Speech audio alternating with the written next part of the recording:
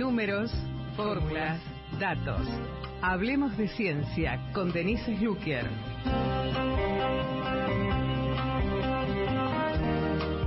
Bueno, Denise, nos reencontramos. Hace mucho no te veíamos por acá. Sí, hace mucho, así que estoy muy contenta de estar de vuelta por acá.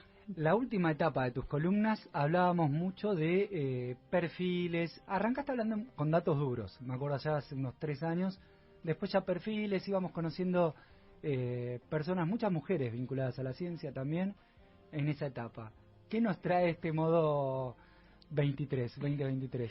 Sí, veníamos hablando mucho sobre mujeres, perfiles científicos, sí. Mujeres importantísimas que tuvieron una contribución a la ciencia abismal.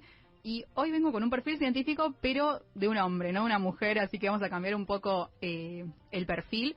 Esta persona está en auge hoy en día, sí. No porque haya contribuido hoy en día a la ciencia, sino porque salió su película. Ya se imaginan solamente de qué estoy hablando. Estamos hablando de Oppenheimer. Oppenheimer. Que salió la película hace relativamente poco. Y generó una repercusión tremenda, ¿no? También conocer la historia para muchos que no los conocíamos. Sí, la verdad que estuvo espectacular. Yo la conocía porque, bueno, como me encanta comunicar ciencia y estudiarla, conocía su perfil, pero me puse a investigar un poco más y, bueno, debo admitir que fui 2 veces a ver la película porque la primera vez que fui dije, esto es espectacular. Yo sabes que todavía no la vi, pero para que sepamos que es el hombre que creó la fórmula que después termina siendo la bomba atómica, es así, sí, parte de eso. Sí, es la cabeza creadora de la bomba atómica. Vamos a estar un poquito hablando sobre este tema, sobre qué es una bomba atómica, cómo fue que la ideó, quién contribuyó en este super invento sí. De aquel momento. Arranca por donde quieras. Tenemos sí. El personaje. Vamos a empezar por su nacimiento. Él nace en Nueva York en el 1904 sí. Y desde siempre se mostró una persona muy culta. Estudió filosofía, literatura, ciencia. En la secundaria le iba espectacular. Tenía un promedio fabuloso. Después, bueno, cuando termina el secundario se inscribe en la Universidad de Harvard y estudia química. Una vez que se recibe de químico, se puso a estudiar física en Cambridge. O sea, estamos hablando de un perfil muy importante. Le gustaba mucho lo que es todo lo que es el campo científico. Muy estudioso, además. Muy estudioso. Y pero bueno, vamos a remontarnos un poco en lo que es la Segunda Guerra Mundial. Ya en ese contexto histórico, ella era una persona muy respetada en el campo de la ciencia, específicamente de la física. Bueno, un dato más personal de él, en 1940 se casa con una bióloga llamada Kitty Harrison, que más tarde va a trabajar en conjunto con ella investigando los peligros de la radiación. Imposible entre un biólogo, un físico y una bióloga que no haya números y fórmulas por esa casa. Sí, siempre sale la conversación, yo me imagino. Me hubiera gustado estar en esa conversación entre ellos dos, a ver qué temas surgían. Tomar unos mates con Oppenheimer y señora. Sí, debía haber sido muy súper interesante. Bien, vamos 2 años después, en el 1942, el gobierno de Estados Unidos lo recluta, Oppenheimer, para liderar uno de los proyectos más importantes de ese momento y también secretos de la historia, que se llamó el Proyecto Manhattan. Este proyecto, bueno, constaba básicamente en producir la primera bomba atómica. Este proyecto, bueno, fue dirigido por justamente Oppenheimer desde un laboratorio remoto en Los Álamos, en Nuevo México, que el proyecto estaba rodeado de secretos y llegó a emplear a más de 125.000 personas que estaban ayudando, todos con su granito de arena, aportando información para construir la bomba nuclear. O sea, el gobierno de Estados Unidos metido a full, poniendo también toda la plata que sea necesaria para tener eso. Sí, entonces, bueno, hablando un poquito de la película, sí. Que no quiero hacer spoilers, pero se las recomiendo mucho porque se ve todo gráficamente cómo los científicos empiezan a investigar, a sacar deducciones sobre cómo podemos hacer para hacer justamente una bomba atómica, una explosión que de verdad no tienen dimensión de. En ese momento, como por supuesto fue la primera vez que se creó algo semejante, y los científicos de ese entonces no tenían dimensión de lo que estaban craneando e investigando. Y bueno, fue así que 3 años después, más específicamente el 16 de julio de 1945, se lanza la primer detonación nuclear de la historia, que fue esta explosión, sí, una locura total, fue esta explosión tan poderosa que, bueno, creó una onda de choque que se sintió a 160 kilómetros de distancia, esos dicen, bueno, personas estudiosas del tema. La de Hiroshima es la primera. Sí, y bueno, su invento obviamente fue inevitablemente usado para atacar a Japón.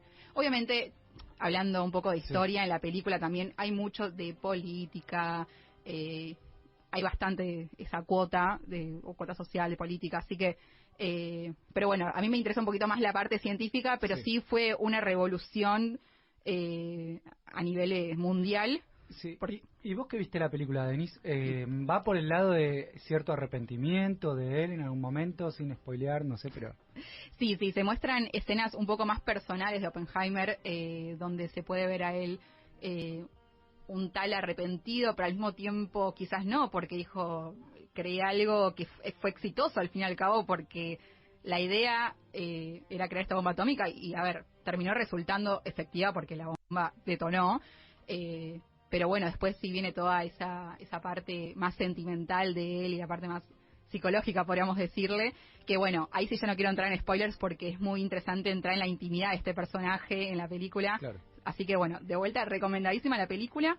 Pero bueno, para seguir un poquito más en la historia, bueno, primero fue lanzada la primera bomba atómica el 16 de julio, como dijimos, y el 6 de agosto de 1945, al mismo año, fue lanzada Little Boy, que fue otra bomba lanzada en Hiroshima, y después, más tarde, también se lanzó otra bomba en Nagasaki. Entonces, fueron 2 ciudades japonesas afectadas por esta bomba atómica, fueron las ciudades de Hiroshima y Nagasaki, como acabamos de decir, donde, bueno, ambas mataron a decenas de miles de personas en un instante, y bueno, los efectos posteriores a la detonación de esta bomba fueron tremendísimamente... efectos que, más allá de lo que pasó también con la cantidad de muertes, todo una herida que permanece hasta hoy en la sociedad japonesa, ¿no? Sobre todo. Sí, por supuesto. Es muy interesante la historia. Y bien, bueno, también hay una escena en la película que es la única que sí quiero comentar que me pareció muy interesante, que es Oppenheimer se sentía un poco en este dilema ético incluido de decir, hice el proyecto Manhattan y terminó matando a miles y miles de personas, y el presidente de aquel entonces, Harry Truman, de Estados Unidos, le dijo, no se preocupe, que la sangre en realidad está en mis manos, así que vos no te despojate del tema, que en realidad no fue tu culpa, sino que fue Estados Unidos que hizo este proyecto tan sangriento, podríamos decir. Imposible sacarse esa mochila igual, ¿no? Tremendo. Sí, tremendo eso sí, esa es la parte política. Sí. Pero bueno, yo soy biotecnóloga, soy científica, entonces es imposible que se me vaya de las manos la cuota científica de esta columna. Quiero hablar un poquito sobre cómo funciona una bomba atómica. ¿Sí? Ya hablamos un poco de Oppenheimer, de la historia, de la política, de la parte más psicológica de su personaje. Ahora quiero hablar un poquito sobre una bomba atómica. ¿Qué es? ¿Cómo es posible llegar a algo tan semejante como la creación de una bomba atómica? Bueno, primero que nada tenemos que entender que lo que es un átomo. Un átomo está compuesto por 3 cosas fundamentales, por neutrones, protones y electrones. Solamente en el secundario, no se pongan nostálgicos en química, en física, solamente vieron esta parte. Electrones y protones. Sí. Exactamente. Neutrones son, justamente les doy la palabra carga neutra, los protones y los electrones, bueno, protones tienen una carga positiva y los electrones una carga negativa, y conforman el núcleo o la masa de energía del núcleo del átomo.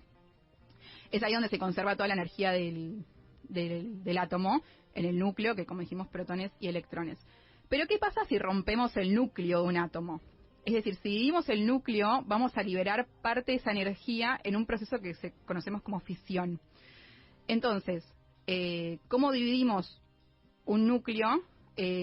Básicamente los científicos fueron investigando para llegar a entender cómo dividir un núcleo para liberar esa energía, es disparando un neutrón contra él, es decir, una carga neutral contra el núcleo de este átomo, y este núcleo va a absorber el neutrón, lo va a volver más inestable y lo va a dividir en 2 núcleos de masa, y va a liberar energía este proceso. Bueno, esto fue lo que los científicos en el pasado se pusieron a estudiar, cómo hacer para tirarle, digamos...